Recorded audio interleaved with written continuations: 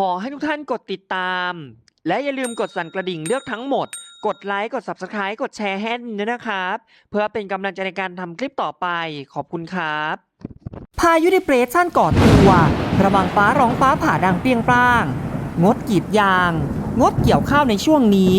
ฝนเข้าอีกรอบแล้ววันนี้จากลมตะวันออกเฉียงใต้พัดนำความชื้นเข้าพยากรณ์อากาศกลับมาพบกันอีกครั้งกับช่องวาตภัยอุทกภัยพยากรณ์อากาศในช่วงเที่ยงวันพฤหัสบดีที่27ตุลาคมซึ่งในวันนี้แอดมินจะมาแจ้งเตือนในด้านของพื้นที่ฝนที่จะเพิ่มมากขึ้นบริเวณพื้นที่ภาคกลางกรุงเทพมหานครปริมณฑลภาคตะวันออกรวมถึงบริเวณพื้นที่ภาคเหนือทางตอนล่างส่วนภาคอีสานในวันนี้ฝนฟ้าคะนองจะลดลงแต่ยังคงมีฝนตกฟ้าคะนองเข้ามาในบางพื้นที่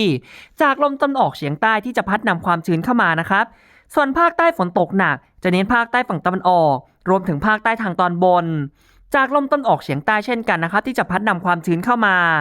ส่วนในด้านของมวลอากาศเย็นในขณะนี้มีกำลังอ่อนลงจึงทำให้ฝนฟ้าคะนองเข้ามาได้จากการพัดนำความชื้นของลมตะวันออกเฉียงใต้จึงมีหมอกเข้ามาในตอนเช้า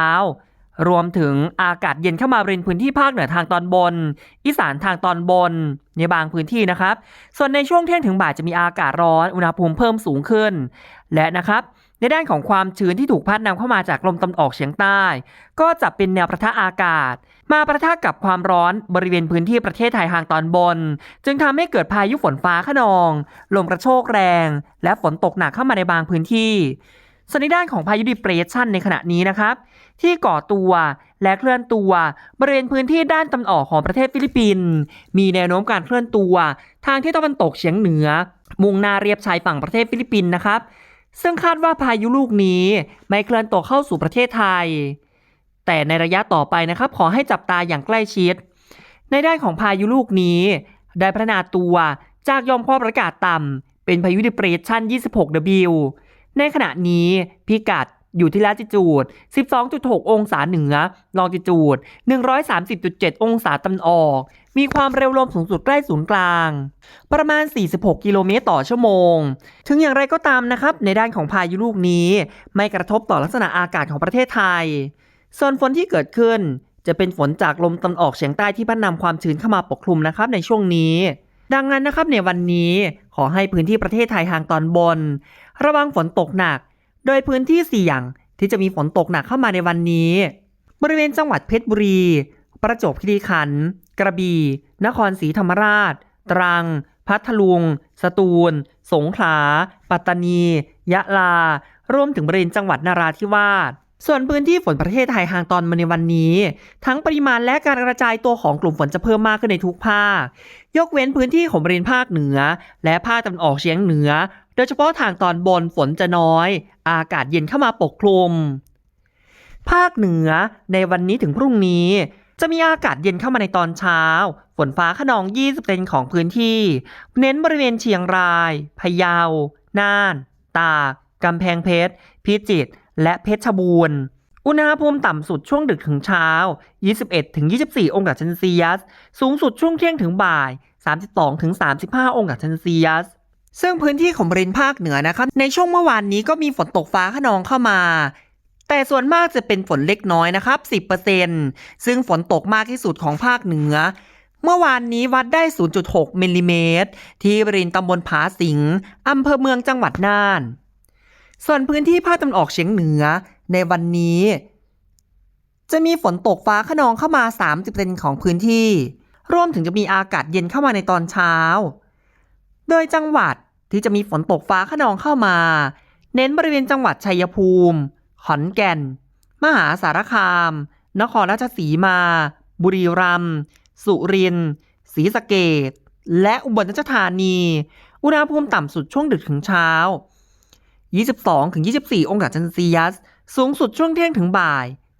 31-33 องศาเซลเซียสส่วนพื้นที่ภาคตะวันออกเฉียงเหนือเมื่อวานนี้มีฝนเล็กน้อยจนถึงปานกลางฝนมากที่สุดของเมื่อวานนี้ 20% ของพื้นที่ตกมากที่สุดของภาควัดได้ 24.1 มิลลิเมตรที่บริเวณตำบลบ้านเป็ดอำเภอเมืองจังหวัดขอนแก่นซึ่งอุณหภูมิของบริเวณภาคตะวันออกเฉียงเหนือคาดการณ์ในวันพรุ่งนี้ต่ำสุดที่บริเวณยอดภูเขตรักษาพันธุ์สัตว์ป่าภูหลวง อำเภอภูเรือจังหวัดเลย 14.0 องศาเซลเซียสส่วนต่ำสุดที่พื้นราบ 21.2 องศาเซลเซียสที่บริเวณตำบลขามเท่าอำเภอเมืองจังหวัดนครพนมส่วนสูงสุดช่วงเที่ยงถึงบ่ายคาดการณ์ 33.4 องศาเซลเซียสที่อำเภอเมืองจังหวัดมุกดาหารส่วนพื้นที่ของบริเวณภาคกลางในวันนี้ฝนตกฟ้าคะนองจะเพิ่มมากขึ้นเป็น 40% ของพื้นที่ส่วนมากเน้นสุพรรณบุรีพระนครศรีอยุธยากาญจนบุรีราชบุรีสมุทรสงครามสมุทรสาครและนครปฐมอุณหภูมิต่ำสุดช่วงดึกถึงเช้า 24-26 องศาเซลเซียสสูงสุดช่วงเที่ยงถึงบ่าย 32-34 องศาเซลเซียส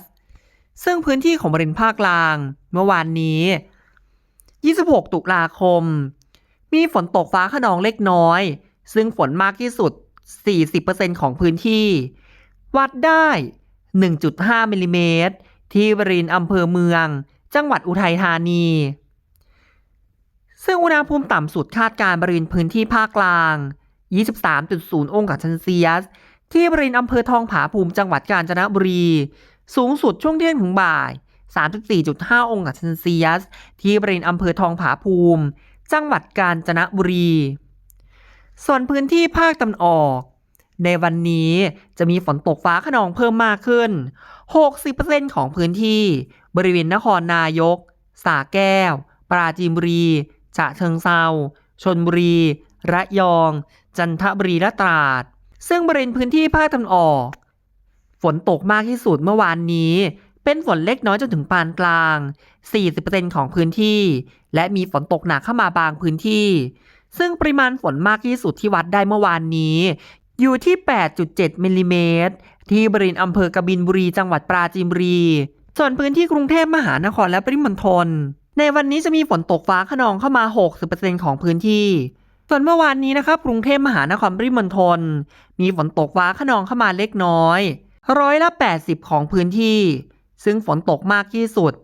วัดได้ 3.4 มิลลิเมตรที่บริเวณท่าอากาศยานสุวรรณภูมิอำเภอบางพลีจังหวัดสมุทรปราการส่วนพื้นที่ภาคใต้ในวันนี้ภาคใต้ฝั่งตะวันออก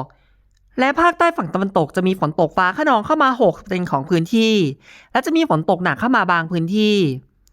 บริเวณจังหวัดสุราษฎร์ธานีนครศรีธรรมราชพัทลุงสงขลาปัตตานียะลานราธิวาสกระบี่ตรังและสตูลทะเลคลื่นต่ำกว่า 1 เมตรบริเวณพื้นที่ภาคใต้ฝั่งตะวันออกภาคใต้ฝั่งตะวันตกทะเลคลื่นสูงประมาณ 1 เมตรบริเวณที่มีฝนตกฟ้าคะนองคลื่นสูงมากกว่า 1 เมตรส่วนพื้นที่ฝนบริเวณภาคใต้ฝั่งตะวันออกเมื่อวานนี้มีฝนเล็กน้อยจนถึงปานกลาง40%ของพื้นที่ฝนตกหนักบางพื้นที่ซึ่งมากที่สุดของภาควัดได้ 59.5 มิลลิเมตรที่บริเวณอำเภอสะเดาจังหวัดสงขลาส่วนฝั่งตะวันตกมีฝนเล็กน้อยถึงปานกลาง